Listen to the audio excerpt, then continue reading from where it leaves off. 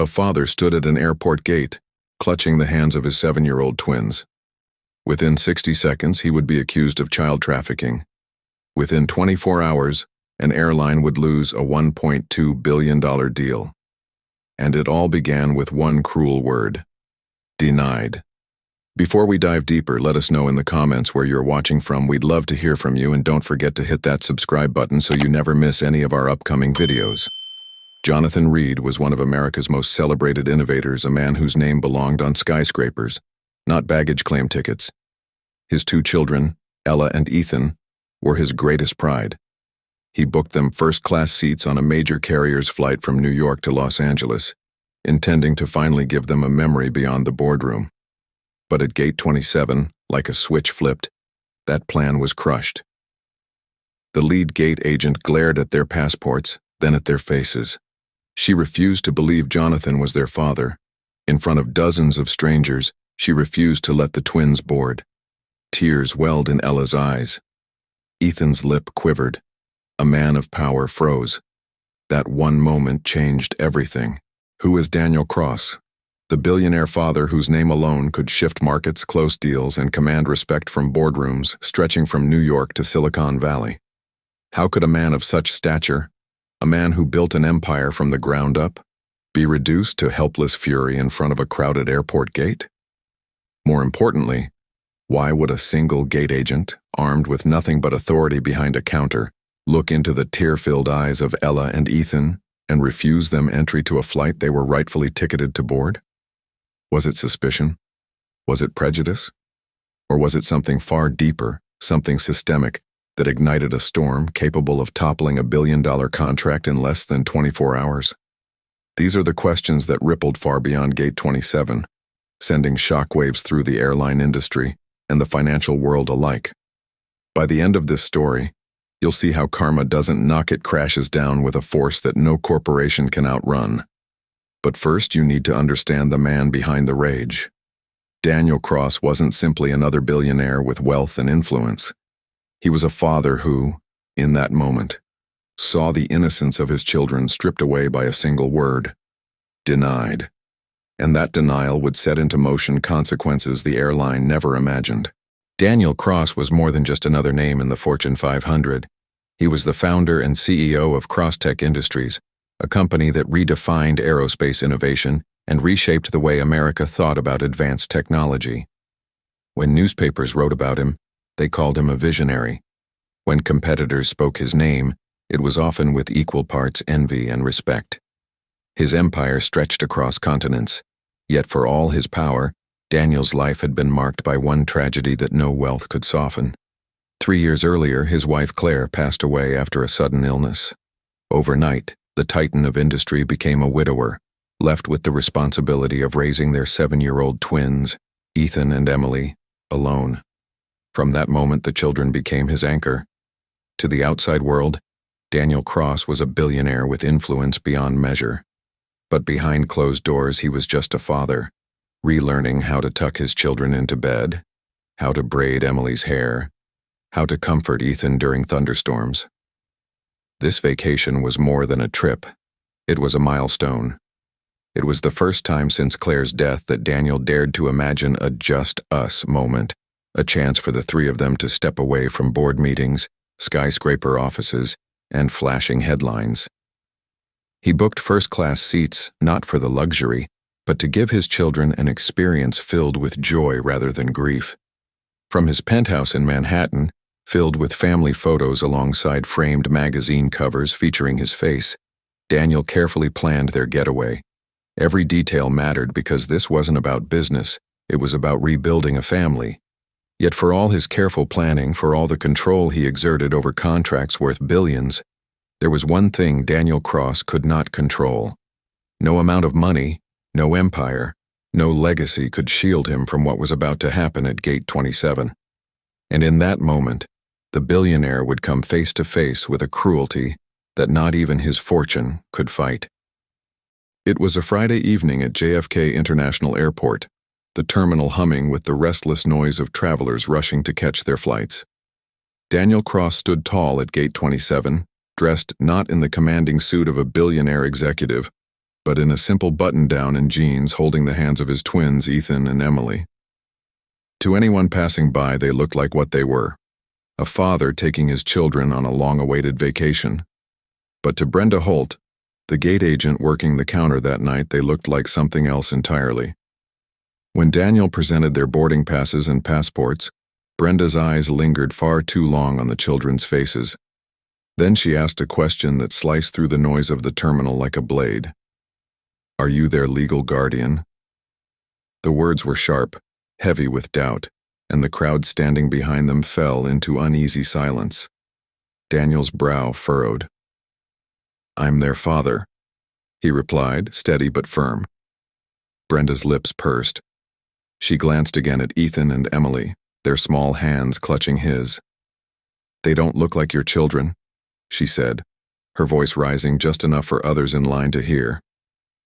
The whispering began almost immediately, low, hushed voices trading glances, feeding the humiliation like dry kindling catching fire. Emily's eyes filled with tears, confusion written across her face. Ethan's chin trembled as he pressed closer to his father's side. Daniel, a man who had closed billion-dollar deals with nothing but confidence and strategy, felt a wave of helplessness unlike anything he had ever known. He could command entire industries, but here at this gate, with his children's innocence on trial, he stood powerless against one agent's prejudice. Brenda pushed again, her tone colder now. "If you can't provide proof, sir, you will not be allowed to board this flight." Around them, phones began to rise, passengers recording the exchange, some murmuring in support, others watching with detached curiosity. For Daniel, humiliation turned into fury, but not the kind that lashes out in shouts and anger. Instead, it was the kind that settled deep, controlled, deliberate. He pulled his twins close, shielding them as best he could from the stares and whispers. And in that moment, Daniel Cross didn't argue. He didn't shout. Instead, he reached into his pocket, withdrew his phone, and placed a single call. What Brenda Holt could not have known was that this call would erase $1 billion overnight and bring an airline to its knees. The ride home from JFK was unlike any other Daniel Cross had ever taken. His luxury car, usually filled with laughter, music, or the chatter of business calls, was suffocatingly silent. The twins sat in the back, their faces pressed to the tinted windows, their innocence shaken by an experience they could not understand. Ethan, always the more curious of the two, finally broke the silence. His small voice cracked through the stillness. "Dad, why did she think you weren't our dad?" The words pierced deeper than any boardroom betrayal, deeper than any loss Daniel had ever endured. Emily reached for his hand, her own tears threatening to spill. Daniel glanced at them through the rearview mirror, his heart heavy, his fury contained. "Because sometimes," he said gently, "people see what they want to see. Not the truth. But listen to me. What she said doesn't change who I am to you. You are my children, and nothing will ever take that away." He reached back, squeezing their hands, his voice steady. "This isn't your burden. It's mine. And I promise you, I will make it right." The vow hung in the car like an oath carved in stone. The twins, reassured by his conviction, leaned against each other, drifting into an uneasy sleep. But Daniel's eyes remained fixed on the road ahead, his mind already shifting gears. By the time they reached his Manhattan penthouse, Daniel Cross was no longer just a father seeking comfort for his children. He was the CEO of Crosstech Industries, a man with the power to bring nations to the table, and he was preparing to turn that power on an airline that dared humiliate his family. Within hours, his chief of staff arrived at the apartment, a leather dossier in hand. Daniel poured himself a glass of whiskey, his jaw clenched as he listened. Inside the dossier was everything he needed: the airline's financial vulnerabilities, pending lawsuits, and internal reports that had never been meant to see daylight. At the center of it all was Project Orion, a landmark contract worth $1.2 billion, a deal that would redefine the future of aerospace travel. The airline's survival depended on it, Daniel flipped through the document slowly, his expression unreadable, though his fury burned in every silent pause. He saw leverage, pressure points, weaknesses masked behind glossy public statements. In the quiet of his study, he closed the folder and set it on the desk with a deliberate motion. This wasn't just about business anymore. It was personal. And Daniel Cross was about to rip Project Orion away. The clock had barely struck midnight when Daniel Cross made the call that would change the course of an entire industry. He sat in his private study, the city skyline glowing through the floor-to-ceiling windows, Ethan and Emily finally asleep in the next room. One hand rested on the dossier, the other held his phone. He dialed a number few men in America could reach directly the personal line of Robert Sterling, CEO of Atlantic Skies Airlines. Sterling was known for his arrogance, a man who prided himself on never bowing to anyone, not even the titans of business. But when his phone rang that night and he heard Daniel Cross's voice, his bravado faltered. "Sterling," Daniel began, his tone low and controlled. "Do you know what your airline did tonight?" Sterling chuckled at first, feigning ignorance, as if this were some negotiation tactic he had heard 100 times before. "If this is about delays or customer service complaints," he said with forced calm, "I'm sure we can resolve it." But then Daniel's words cut through. "Your gate agent humiliated my children in front of strangers. She accused me of not being their father. She made my daughter cry. My son asked me why a stranger didn't believe I was his dad. And you want to talk about customer service?" The silence on the other end stretched. Sterling cleared his throat, suddenly aware of the weight pressing down on him. "Look, Daniel, we can smooth this out.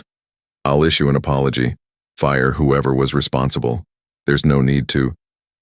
His words broke, his composure slipping into something closer to pleading. But Daniel had already made up his mind. His next sentence shattered whatever illusion of control Sterling thought he had. "Project Orion is finished," Daniel said coldly. "Effective immediately. The $1.2 billion deal is off the table. You humiliated my children, and for that you'll watch your empire collapse." Sterling stammered, his voice rising now in desperation. "Daniel, wait. We've invested everything into Orion. Do you understand what this will do to us? Think of your shareholders. Think of the partnership." But Daniel didn't raise his voice. He didn't need to. "I've thought of my children," he replied, then ended the call. In 60 seconds, the foundation of Atlantic Skies Airlines cracked. It wasn't a hostile takeover, nor a drawn-out legal battle. It was the simplest form of power wielded with absolute precision. One man saying no. For all of Sterling's arrogance, all of the airline's reach, it had been undone not by regulators or competitors, but by dignity, by a father's refusal to let injustice stand. Power can't buy dignity, but dignity can destroy power. And while the call was over, the fallout had only just begun. By morning, the story had already escaped the walls of Crosstech and Atlantic Skies. It began as a whisper on social media, an eyewitness passenger posting shaky footage of Daniel Cross standing at Gate 27 with Ethan and Emily, their tear-stained faces pressed against his side. Then came the headline that swept across every major outlet in the country: "Airline loses mega deal in humiliation scandal." Within 24 hours, the footage had been replayed on every network. Talk shows debated it, podcasts dissected it, newspapers splashed it across their front pages. The image of a billionaire father denied the right to board with his own children became a symbol of something far bigger than one man's story. The markets responded like a hammer to glass. Atlantic Skies' stock price, once steady and strong, plummeted in a freefall. Billions were wiped from their market value in a matter of days. Shareholders, once loyal, turned into wolves at the boardroom table. They demanded answers, demanded accountability, demanded to know how arrogance at a single gate could unravel years of trust and billions of dollars in value. Robert Sterling, the once untouchable CEO, was suddenly cornered. His board whispered of removal, his investors screamed of betrayal. But no press conference, no apology could stop the bleeding. The airline acted swiftly, firing Brenda Holt, the gate agent at the center of the storm. But it was too late. One name could be sacrificed, but the culture that had allowed her actions to take place was laid bare. Thousands of employees, pilots, flight attendants, mechanics, suffered the consequences of one cruel act of prejudice. Their jobs became uncertain, their futures were shaken, and the public, watching closely, reached its own conclusion. This wasn't just a mistake. It was a sickness, one that had rotted trust from the inside out. While the airline scrambled in chaos, Daniel Cross moved quietly, away from the cameras and microphones. Days later, he was seen boarding his own private jet, Ethan and Emily at his side. The children were smiling again, their innocence restored in the safety of their father's presence. As the engines roared to life, Daniel leaned down, pulling them close. In a voice only they could hear, he whispered, "Nobody will ever doubt us again." It was a promise not just to his children but to himself that their dignity would never again be subject to the cruelty of strangers. The lesson was undeniable. Prejudice isn't a minor mistake. It is a sickness. And when left unchecked, one cruel act can destroy not just a moment, but an entire empire. Atlantic skies learned this truth too late. The world watched it crumble, all because one father refused to let the humiliation of his children pass without consequence. Do you think Daniel Cross was right to cancel the $1.2 billion deal and let the airline collapse under the weight of its own arrogance? Or should he have given them a second chance, accepted their apology, and moved on? Was what he did an act of justice for his children, or was it an act of revenge that went too far? These are the questions his story leaves us with, questions that reach beyond business and into the heart of what we believe about dignity, accountability, and the cost of prejudice. One father stood up for his children, but in doing so, he shook an entire empire to its core. Now we ask you, what would you have done in his place? And if you thought this story was shocking, wait until you hear about the billionaire who tested his maid with an open safe. What she did next left him speechless, and it will leave you questioning everything you thought you knew about loyalty and trust. So don't forget to like, share, and subscribe for more true life stories that will leave you absolutely speechless.